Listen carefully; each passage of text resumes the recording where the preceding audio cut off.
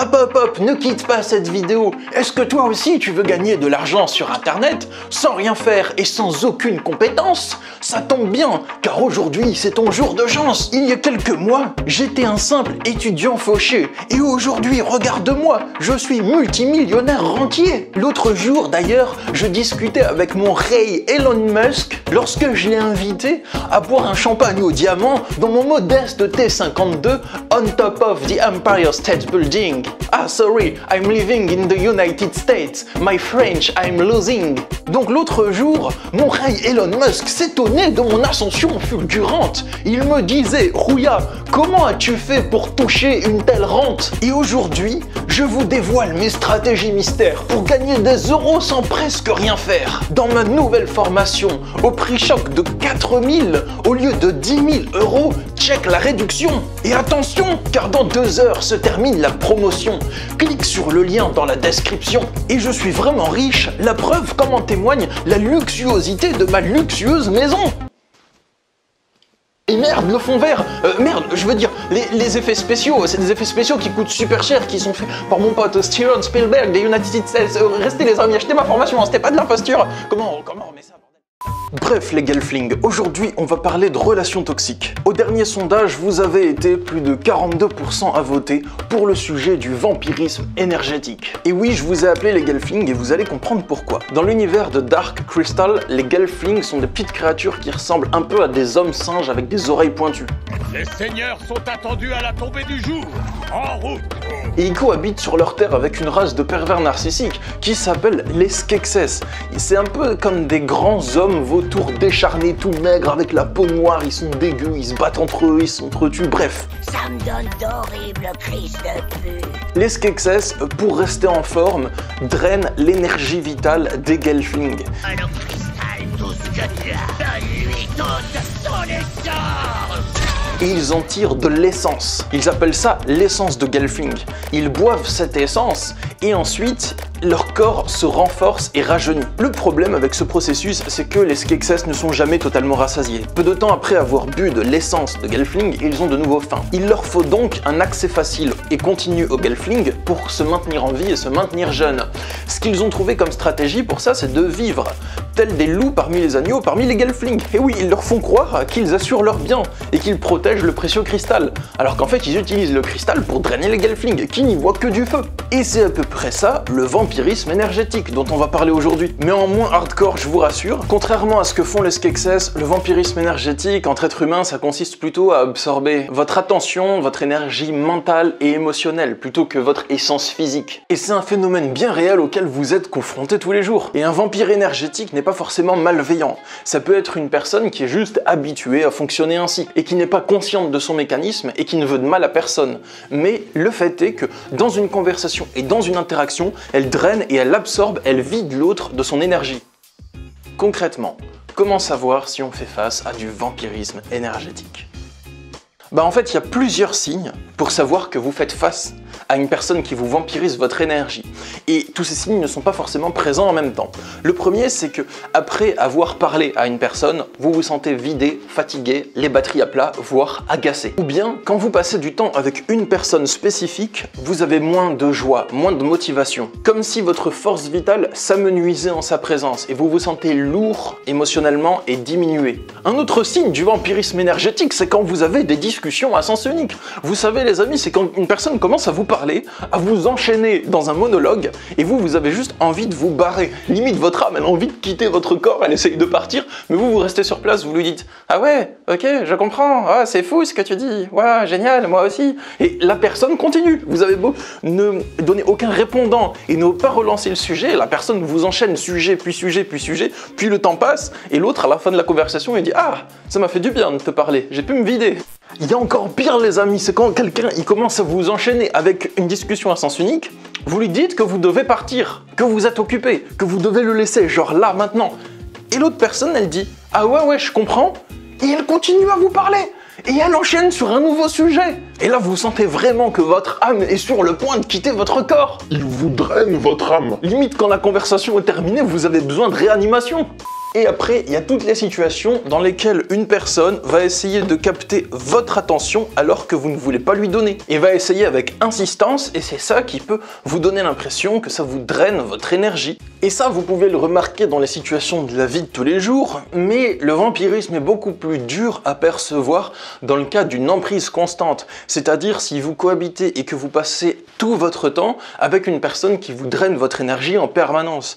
Les seuls moments où vous pouvez vraiment vous en apercevoir, c'est quand vous sortez la tête de l'eau. Par exemple, quand vous vous sentez revivre après avoir passé quelques jours sans cette personne et que vous revenez dans votre domicile et que là, votre énergie s'effondre à nouveau. Du coup, pour vous aider à identifier qu'une personne de votre entourage a un tempérament ou un comportement vampirique, voici les 4 types de vampires énergétiques.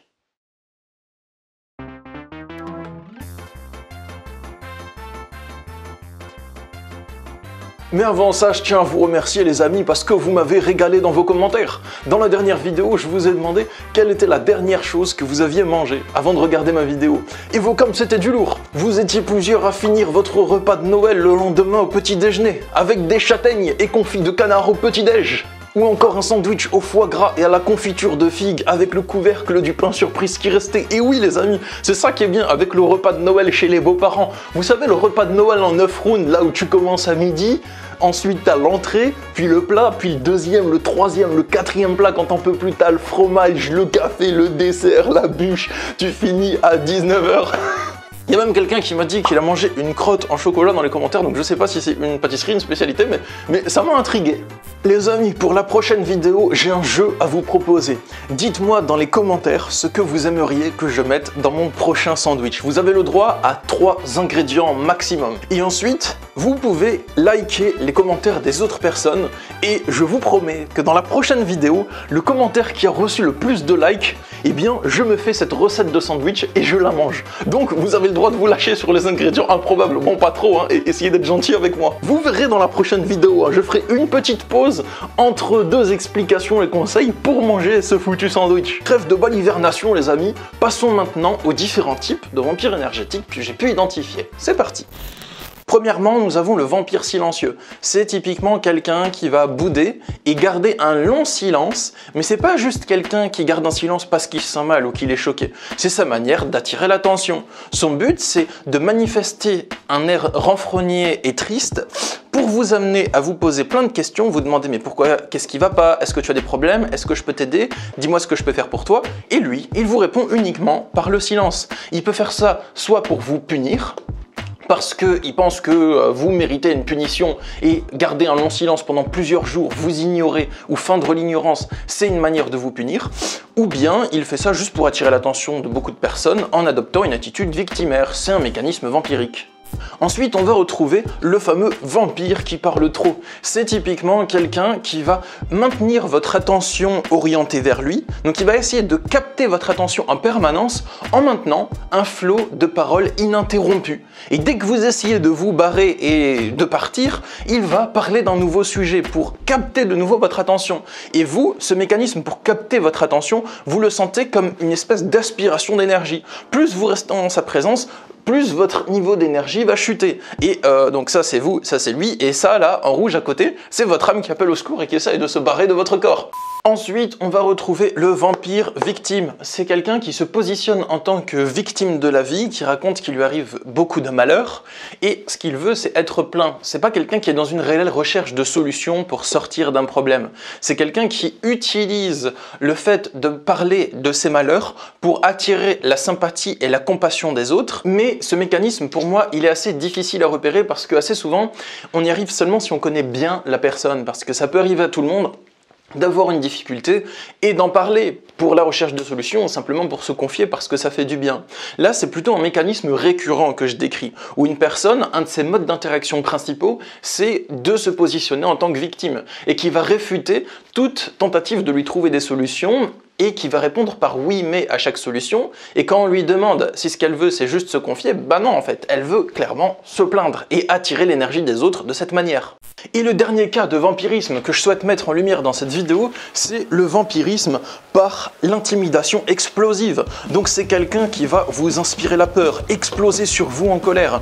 Et son but, c'est dans un premier temps de vous faire peur et donc de maintenir votre attention sur lui parce que vous avez peur de lui ou d'elle. Et comme vous avez peur, vous lui donnez votre attention, vous le surveillez, vous le regardez, vous êtes attentif à ses mouvements, vous vous laissez faire par son explosion de colère. La deuxième forme de vampirisme qui s'exerce par la même action, c'est de fragmenter votre énergie. Et quand votre énergie est fragmentée, vous n'en êtes plus maître ou maîtresse et il peut s'en nourrir et énergétiquement l'absorber. C'est un phénomène qui a lieu. Et pour vous le prouver, ça vous est probablement déjà arrivé qu'une personne se mette à vous hurler dessus et là vous rencontrez un effet de sidération. C'est-à-dire que vous ne savez pas comment réagir. Vous sentez que limite toute votre énergie est absorbée par l'autre personne. Vous n'arrivez plus à parler, plus à répondre et vous êtes à la fois physiquement présent dans la situation mais votre esprit a l'air détaché de votre corps et absent. C'est le cas de la mère de Nagisa dans Assassination Classroom. Ton abruti de professeur me fait bien rigoler avec ses beaux discours. Il sait rien des difficultés que je rencontre tous les jours. Je suis ta mère, c'est moi qui décide. C'est moi qui t'ai créé, c'est moi qui ai fait ce que tu es. Le plus important, c'est que tu exprimes clairement ce que tu veux, même si ça doit lui déplaire. Alors les amis, par rapport au mécanisme de vampirisme, sachez que vous en utilisez et que moi aussi j'ai pu en utiliser dans ma vie, que c'est quelque chose qui va toucher tout le monde. Le but de cette vidéo, c'est pas de vous dire bouh, il y a des méchants vampires, jugez les gens, jetez-leur la pierre, non, pas du tout.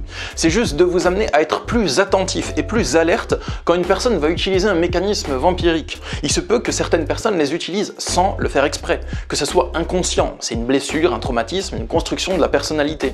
Là où ça commence à devenir vraiment toxique, c'est surtout une question de mesure. C'est-à-dire quand une personne va construire sa personnalité principalement sur l'un de ces mécanismes vampiriques, et ne pas faire que l'utiliser de temps en temps. Et la plupart du temps, sauf cas de personnalité vraiment toxique, la plupart du temps, le mécanisme vampirique peut se régler par une simple discussion, en disant à cette personne, quand tu me parles de cette manière, bah moi je ressens ça, et est-ce que c'est possible qu'on ait d'autres types d'interactions? Bon, en gros, avec plus de tact et adapté à la situation. Et donc, si vous avez repéré qu'une personne de votre entourage utilise un de ces mécanismes vampiriques, comment réagir? Passons maintenant à mes conseils.